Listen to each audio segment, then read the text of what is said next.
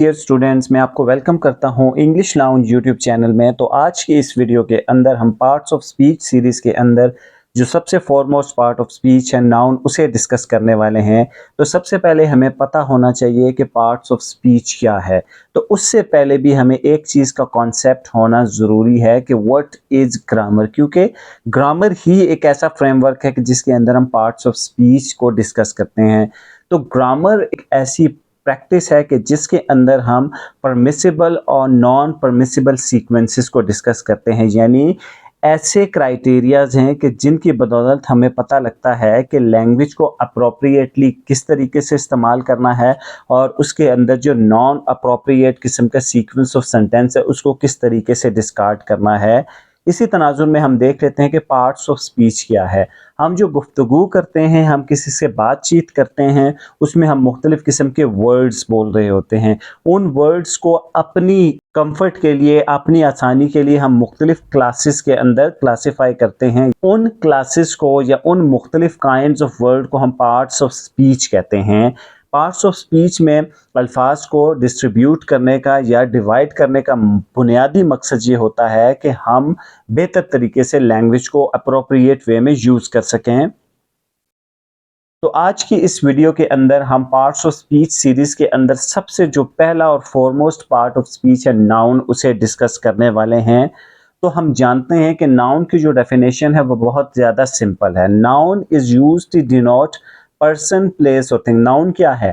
Person, place या thing का नाम है। अब पर्सन के अंदर हमारे पास फिगर में मौजूद है Barack Obama. Barack Obama US का प्रेसिडेंट था। इसके अंदर और भी बहुत सारी पर्सनालिटीज़ आ सकती हैं, यानी हर इंडिविजुअल जिसको आप किसी भी सेंटेंस के अंदर डिस्कस करते हैं तो वो आपके पास नाउन आ जाता है। इसके अंदर आपके पास पाकिस्तान के तनाजुर में देखा जाए तो जनरल परवेज़ मुशर्रफ भी प्रेसिडेंट हैं, आसिफ अली जरदारी भी प्रेसिडेंट हैं, आरिफ अलवी भी प्रेसिडेंट हैं। बांग्लादेश के तनाजुर में देखा जाए तो शेख मुजीबुर रहमान भी प्रेसिडेंट हैं। इंडिया के तनाजुर में देखा जाए तो प्रणब मुखर्जी भी प्रेसिडेंट गुजरे हैं। और देन हमारे पास प्लेस क्या है? प्लेस किसी जगह को कहते हैं। जैसे हमारे पास इस्लामाबाद एक शहर है, उसकी एग्जांपल मौजूद है। उसके अलावा इंडिया का एक बहुत ही खूबसूरत इलाका शिमला है, उसकी है। नई दिल्ली है, ढाका है।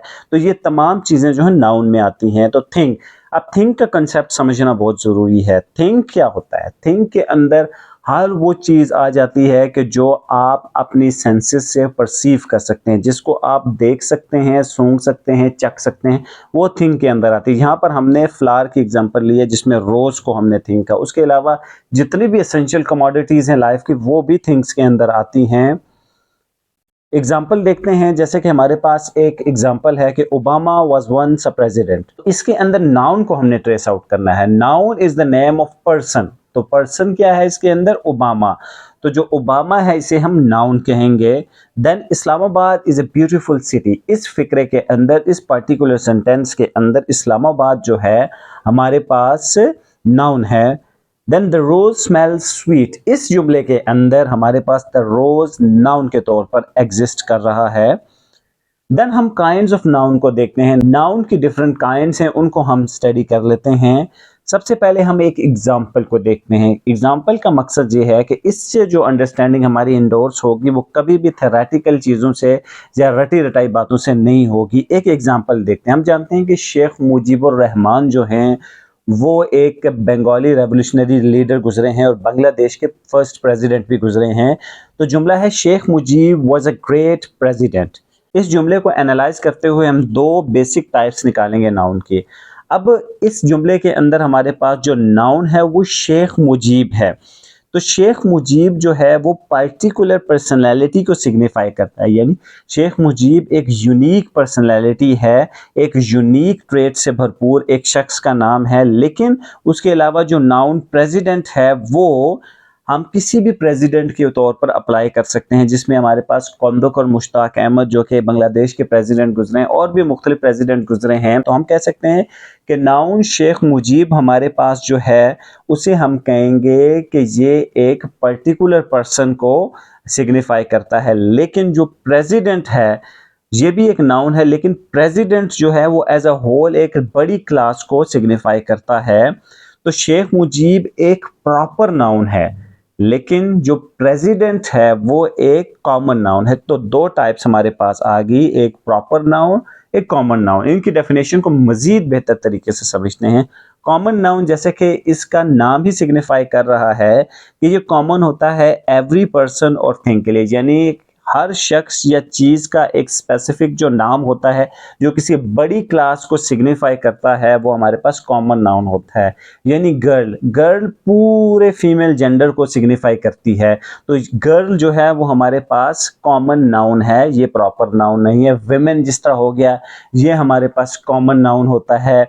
देन हमारे पास प्रॉपर नाउन क्या है? प्रॉपर नाउन किसी पर्टिकुलर पर्सन या प्लेस का नाम है। जैसे गर्ल के अंदर हम अगर सिंगल आउट कर दें आयशा का नाम, तो ये हमारे पास प्रॉपर नाउन के तौर पर एग्जिस्ट करेगा।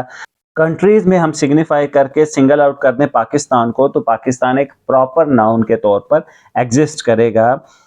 Common noun includes what are called collective nouns and abstract noun. अब कॉमन नाउन की फर्दर दो इंपॉर्टेंट टाइप्स हैं जिन्हें समझ लेना बहुत जरूरी है। इनमें नंबर 1 टाइप हमारे पास कलेक्टिव नाउन है और नंबर 2 टाइप हमारे पास एब्स्ट्रैक्ट नाउन है। इनको समझ लेते हैं। सबसे पहले देखते हैं कि कलेक्टिव नाउन क्या है। अब कलेक्टिव वर्ड से क्या मुराद है? कलेक्टिव वर्ड से मुराद एज अ होल की है। जब हम चीज़ों को एज अ होल कंसिडर करते हैं तो हम कलेक्टिव नाउन्स को यूज़ करते हैं। एग्जाम्पल से मजीद समझ आएगी। यानी ग्रुप ऑफ पीपल, जब हम उसे क्राउड कहते हैं तो हम कलेक्टिव नाउन को यूज़ करेंगे। क्राउड का क्या मतलब है कि ग्रुप ऑफ पीपल। देन हमारे पास टीम एक कलेक्टिव नाउन है, टीम से मुराद भी ग्रुप ऑफ पीपल है। देन हमारे पास आर्मी भी एक कलेक्टिव नाउन है जिसके अंदर हजारों या लाखों इंडिविजुअल्स हो सकते हैं। देन हमारे पास एब्स्ट्रैक्ट नाउन क्या है, इसे समझ लेना बहुत ज़रूरी है क्योंकि एग्जामिनेशन पॉइंट ऑफ व्यू से एब्स्ट्रैक्ट नाउन बहुत ज़्यादा इंपॉर्टेंट है। एब्स्ट्रैक्ट नाउन को 3 चीज़ों के लिए यूज़ किया जाता है।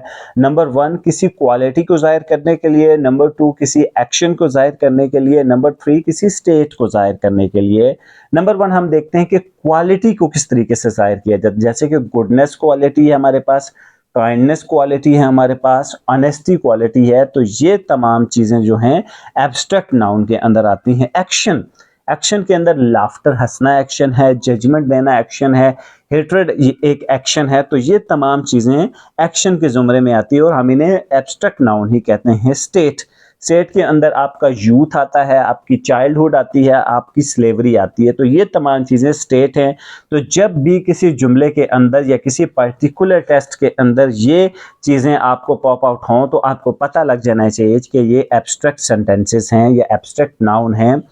अब names of arts and science, अब सब्जेक्ट्स के नाम हैं जैसे कि ग्रामर हो गया, केमिस्ट्री हो गया और मुख्तलिफ दूसरे सब्जेक्ट्स हैं, उन्हें भी हम एब्स्ट्रैक्ट नाउन की कैटेगरी में कैटेगराइज करेंगे। एब्स्ट्रैक्ट नाउन हमारे पास से एडजेक्टिव से बन सकते हैं, वर्ब से बन सकते हैं और कॉमन नाउन से बन सकते हैं। तो एब्स्ट्रैक्ट नाउन्स जो होते हैं वो बेसिकली 3 चीज़ों से मिलकर बनते हैं। एडजेक्टिव से एब्स्ट्रैक्ट नाउन कैसे बनते हैं इसको हम देख लेते हैं। जैसे कि काइंड एक वर्ड है जो कि एडजेक्टिव है, उससे हम काइंडनेस बना सकते हैं एक नाउन। देन वर्ब से कैसे बनते हैं? ओबे एक वर्ब है, जब हम उससे वर्ड निकालते हैं ओबीडियंस, तो इससे मुराद है कि हमने नाउन को निकाला है वर्ब के अंदर से। अब कॉमन नाउन से, जैसे कि चाइल्ड है एक कॉमन नाउन है, इसके अंदर से हम चाइल्डहुड जब निकाल लेते हैं तो हम इसको नाउन के तौर पर एक्ट करवा सकते हैं। देन हमारे पास एक और डिवीजन आती है जिसके अंदर काउंटेबल नाउन्स आते हैं। काउंटेबल नाउन्स ऐसे नाउन्स होते हैं कि जिन्हें हम काउंट कर सकते हैं, जिनकी हम गिनती कर सकते हैं, जिन्हें हम आदात की मदद से गिन सकते हैं। एग्जाम्पल के तौर पर हम देखते हैं कि एप्पल, एप्पल 4 हो सकते हैं, 5 हो सकते हैं, यानी हम उन्हें काउंट कर सकते हैं। बुक्स, बुक्स 2, 4, 5 हो सकती हैं, हम उन्हें काउंट कर सकते हैं। पेन्स भी 3, 4, 5 और सैकड़ों हो सकते हैं। यानी ये जो 3 कमोडिटीज़ हैं हम इन्हें काउंट कर सकते हैं। ये थिंग्स के ज़ुमरे में भी आती हैं और हम इन्हें काउंटेबल नाउन्स भी कह सकते हैं। देन अनकाउंटेबल नाउन्स कौन से होते हैं? अनकाउंटेबल नाउन्स ऐसे नाउन्स होते हैं, ऐसी चीज़ें होती हैं जिन्हें हम कभी भी काउंट नहीं कर सकते, वो अनकाउंटेबल होती हैं। जैसे कि दूध है, दूध को हम 2 लीटर, 4 लीटर, 6 लीटर तो कह सकते हैं, लेकिन क्या दूध की कंपोजिशन में जो ज़रात है हम उनको काउंट कर सकते हैं। उसके अलावा शुगर है, हम शुगर के जो ज़रात हैं, जो पार्टिकल्स हैं, उनको कभी भी काउंट नहीं कर सकते, चाहे वो 1 किलो हों, 10 किलो हों, 1 पाव हों या 1 मन हों। देन हमारे पास नाउन के जेंडर की डिस्कशन आ जाती है। इसे समझ लेना ज़रूरी है, बहुत सिंपल कंसेप्ट है लेकिन इसको समझ लें आप आराम से। अब नाउन के अंदर जो जेंडर्स होते हैं वो 2 किस्म के होते हैं। सबसे पहला जेंडर मैस्कुलिन जेंडर है। मैस्कुलिन जेंडर एक ऐसा नाउन है या एक ऐसा जेंडर है कि जो कि मेल एनिमल को ज़ाहिर करता है, जैसे कि मैन है, एक मैस्कुलिन जेंडर है, बॉय है, एक मैस्कुलिन जेंडर है। देन हमारे पास फेमिनिन जेंडर है।